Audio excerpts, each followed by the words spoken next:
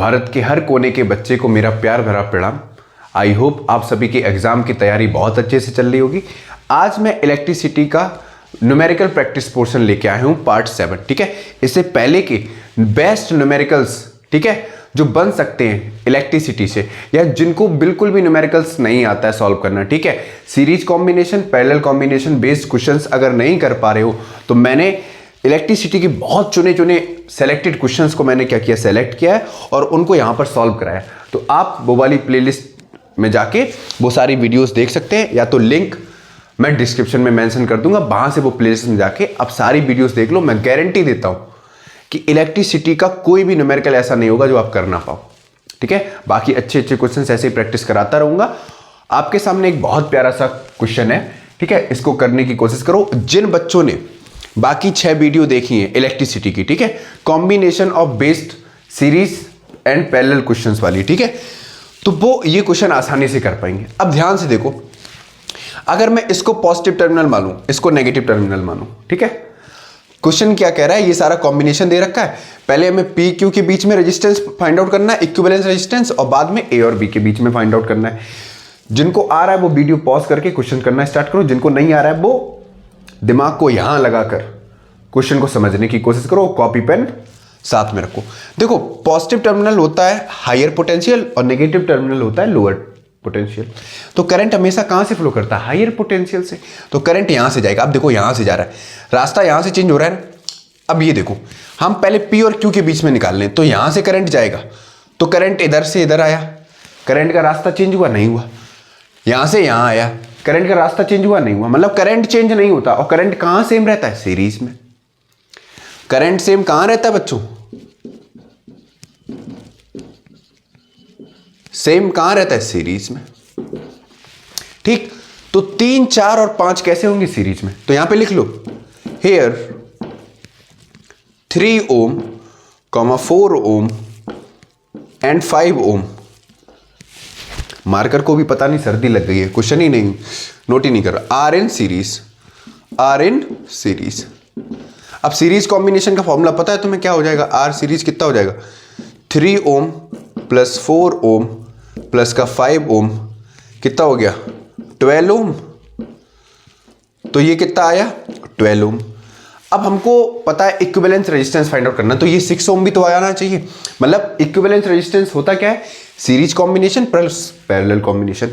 तो अगर हमको आर इक्विवेलेंस चाहिए, ठीक है, कहां का, बिटवीन पी एंड क्यू का, तो हमें ये जोड़ना पड़ेगा। अब सीरीज सीरीज क्या हो जाएंगे, पैरेलल।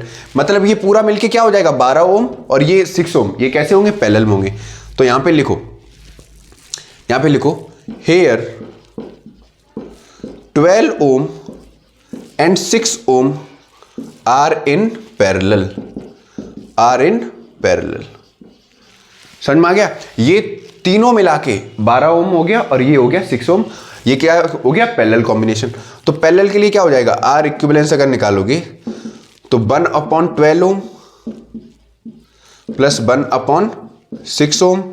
इसको आप सॉल्व कर लेना, तो आर इक्विवेलेंस जो निकल आएगा बिटवीन पी एंड क्यू, ठीक है भाई, क्या होगा, आंसर होगा ओम में। इतना तो आप सॉल्व कर सकते हो ना, ये कैलकुलेशन सॉल्व करो फटाक से। ठीक, इसके बाद आगे बढ़ते हैं, फटाफट सॉल्व करो इसको।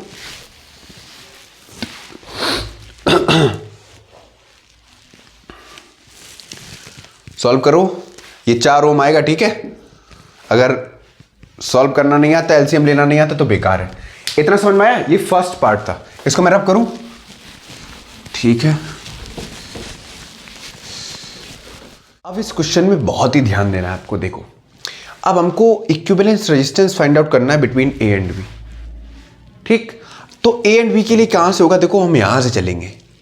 ठीक, इस वाले रास्ते को भूल जाओ, क्योंकि ये पूरा मिलके, अभी हमने पैरेलल निकाला था, ये कितना हो गया था, 4 ओम।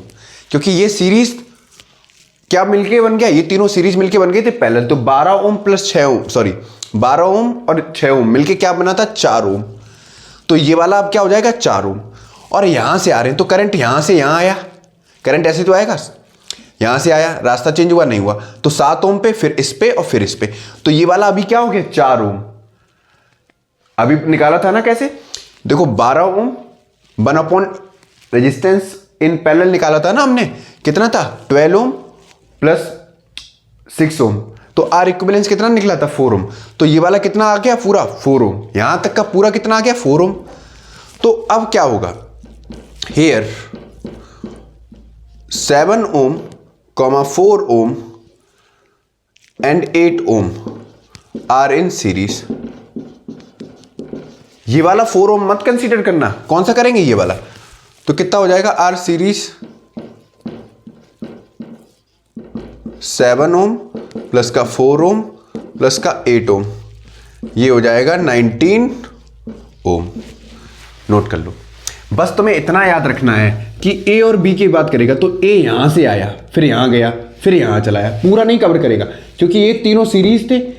सीरीज क्या बन गए पैरेलल, तो फिर ये दोनों पैरेलल थे जिसका कॉम्बिनेशन कितना है इक्विवेलेंस 4 ओम।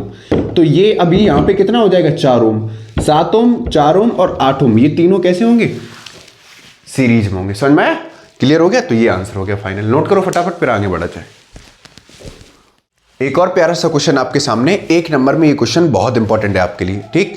तो सबसे पहले इसको किस फॉर्मूले से हम सॉल्व करेंगे, क्वांटाइजेशन ऑफ चार्ज आपने पढ़ा है, ठीक है। तो इसको सॉल्व करेंगे क्वांटाइजेशन ऑफ चार्ज से,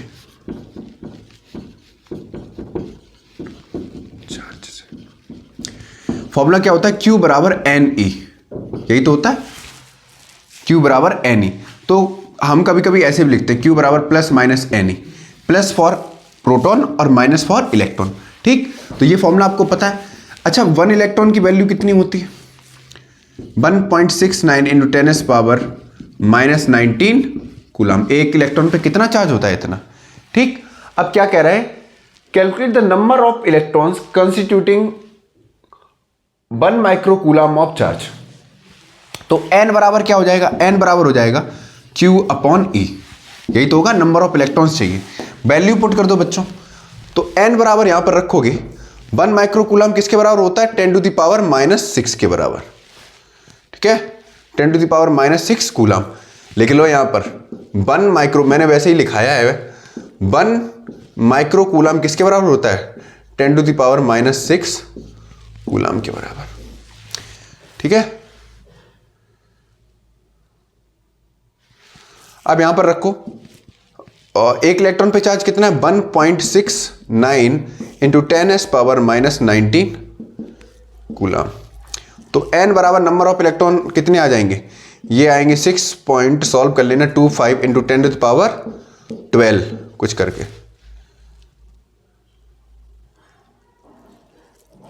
पॉइंट्स ऊपर नीचे हो जाएगा, ये पावर ऊपर चली जाएगी, इसको सॉल्व कर लेना, कितना आएगा नंबर ऑफ इलेक्ट्रॉन, इतना निकल के आएगा, ठीक है। अच्छा क्वेश्चन था, नोट करो फटाक से, 1 नंबर में ये क्वेश्चन इंपॉर्टेंट है आपके लिए।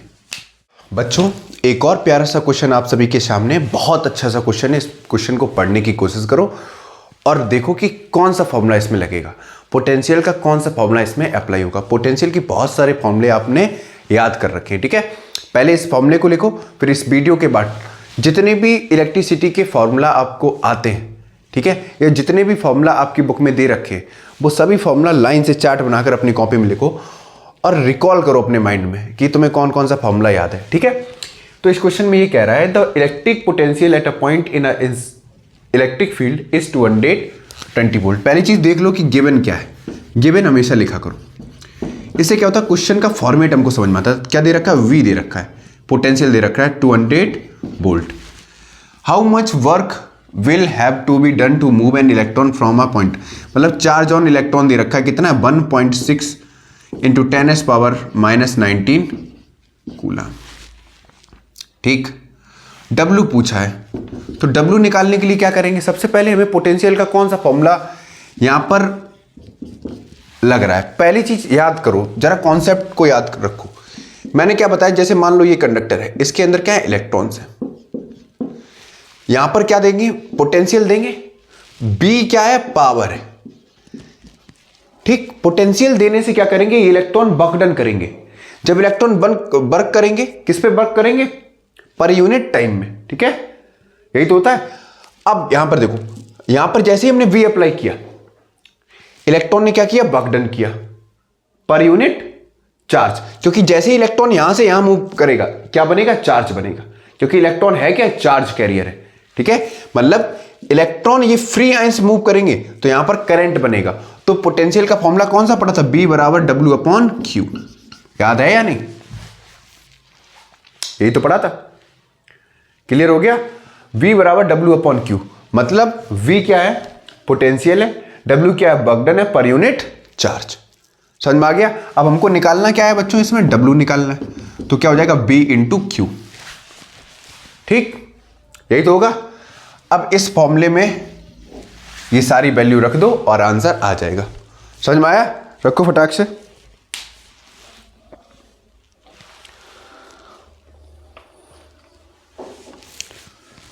कर पाओगे, बहुत सरल है ना, कितना सरल है। W बराबर रखो, यहां पर पोटेंशियल कितना है 200, चार्ज ऑन इलेक्ट्रॉन दे रखा है, कितना दे रखा है 1.6 × 10⁻⁻19 कूलाम। इसको सॉल्व कर लेना और कमेंट बॉक्स में मुझे आंसर देना। वर्क डन की यूनिट क्या होती है, जूल। क्या होती है, जूल में इसका आंसर आएगा, कितना आएगा वो आप बताओगे।